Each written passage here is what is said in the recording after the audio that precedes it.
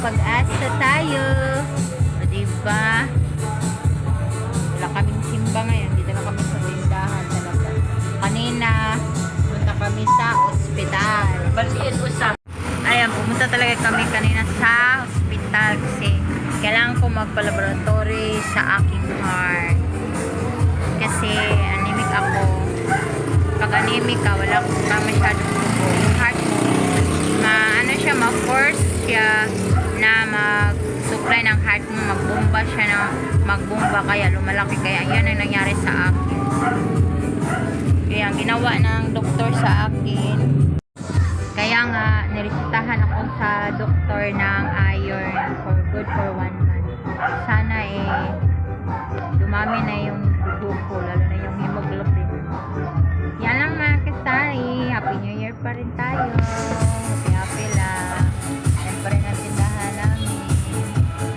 Kunti na talaga ngayon. At good news, may babalita ko sa inyo, diba? Nag-trial and error ako ng Mirams sa tour ko, yung parang linding ba, pero hindi masyadong stricto.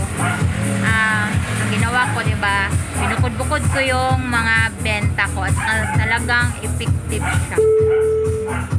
Yan ang mga diskarte na gagawin ninyo kung kaunti lang talaga ang mga budget. O diba, effective siya at palagi kami nag-rolling, bibili kami na hindi lang mga alak at sigarilyo yung binili namin, pati yung mga sari-sari.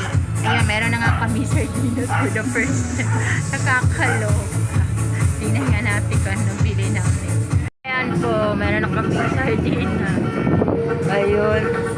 Ay, naku, hindi ko ito makita. Ayan.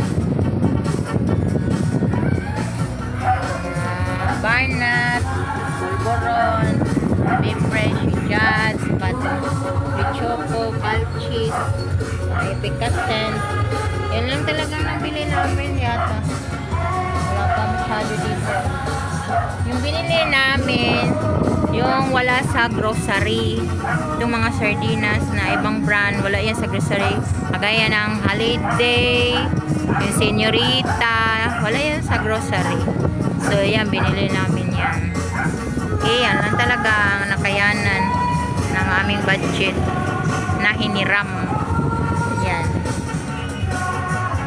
Talaga pong effective po talaga yung ginawa namin na binukod-bukod namin yung binta. Dahil nga yung budget namin, hiniram lang natin sa lending na Turco. Ayan. Kasi ang magandaan kasi sa Turco, di ba yung lending, meron silang mga processing fee, pinukunan pa nila, hindi talaga po yung ibibigay sa yung hiramin mo. Tapos kukunan pa yan ng 20% na interest. So ang dami talagang nakukuha nila, tapos kunti na lang ang mapasayo, kunti na lang ang magagamit mo na hiniram na pera. Sa Turco, pag magkano lang hiniram mo, yun ibigay, wala nang processing fee at saka yung 20% discount, yun lang ang kukunin lang talaga nila. O diba? So kaya halos lahat kami pumunta kami sa Turco. Alam nyo ba kung sino ang nag-advise sa amin na mag-Turco kami? Yung kaharap ko na tindahan, ang dami kasi niyang linding hanggang sa siya sa Turco. Maraming Turco din kasi dito talaga. Kung pupunta dito nagka-canvas, ayun, at napansin niya na hindi stricto talaga ang Turco kasi nga kahit hindi ka patapos sa una mong hiram, kahit hindi patapos yung data mo, yung everyday na babayaran mo, hindi pa nagkatapos, pwede ka humiram ulit.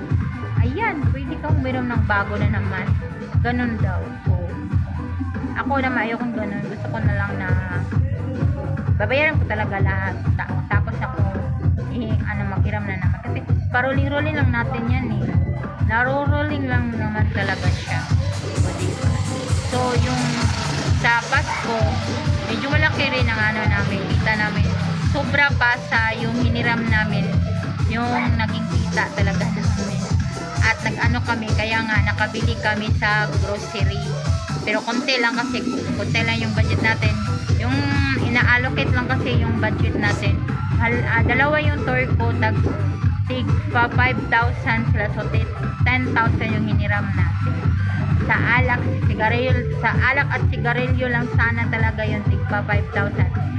Eh, napansin ko, meron pa namang naiwan na pera. So, at meron pa talaga yung sobra-sobra kasi pagkatapos ng Pasko, ayan, di ba, wala nang masyadong bumibili ng alak.